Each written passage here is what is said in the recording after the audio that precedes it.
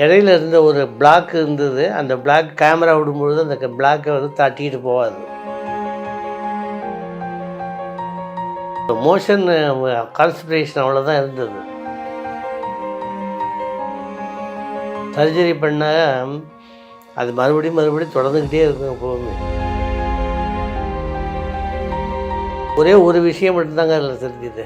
இதை வந்து கண்டினியூ பண்ணாக்க சரியாகும் அப்படின்றதுனால வந்து நான் கண்டினியூ பண்ணிக்கிட்டு இருக்கிறேன். என் பேர் பன்னீர்செல்வம். வயசு வந்து 71. நான் இங்கே ஏற்கனவே 2வது தடவை வந்திருக்கிறேன். இங்கே ஃபஸ்ட்டு தடவை வந்து கொடுத்த மாத்திரைகள்லாம் சாப்பிட்டேன் ஒழுங்காக. டயட்டும் அதே மாதிரி எடுத்துக்கிட்டேன், சொன்ன மாதிரியே எடுத்துக்கிட்டேன். அதனால் வந்து எனக்கு வந்து நல்லா ரிலீஃபாக தெரிஞ்சுது. எனக்கு இது வரையிலும் நல்லா ரிலீஃபாக இருக்குது. இதை வந்து கண்டினியூ பண்ணாக்க சரியாகும் அப்படிங்கிறதுனால வந்து நான் கண்டினியூ பண்ணிக்கிட்டு இருக்கிறேன். டாக்டர் இதே மாதிரி எப்போவுமே இந்த உணவு முறைகளை வந்து சரியாக சாப்பிடணும் அப்படின்னு சொல்லியிருக்காரு. அதை கரெக்டாக பண்ணாலே ஓரளவுக்கு நமக்கு தெரியுது, ஒரு ரிலீஃப் தெரியுது.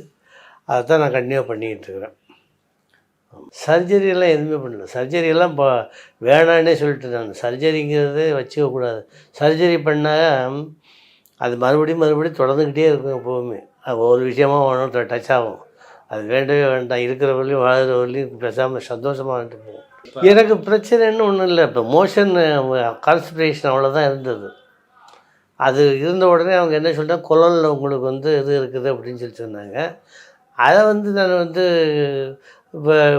ட்ரீட்மெண்ட் எடுக்கலாம் அப்படின்ட்டு போனாக்கா, சரி ஒரு கீமோதெரப்பி, ஒரு எலக்ட்ரிக்கல் இது எல்லாம் கொடுத்து பார்த்து எல்லாம் வரிசை எல்லாத்தையுமே முடிச்சுட்டு வந்தோம். முடிச்சு வந்ததுக்கு பிற்பாடு ஆரம்பத்தில் என்ன இருந்ததோ அதே மாதிரி தான் இருக்குது. கடைசியில் ஒரே ஒரு விஷயம் மட்டும்தாங்க அதில் தெரிஞ்சுது. அந்த இடையில இருந்த ஒரு பிளாக் இருந்தது. அந்த பிளாக் கேமரா விடும்பொழுது அந்த பிளாக்கை வந்து தட்டிக்கிட்டு போகாது. அதை அங்கே போனதுக்கு பிற்பாடு அது க்ளீனாக போனது, அவ்வளோதான். அது முடிஞ்சிடுச்சு.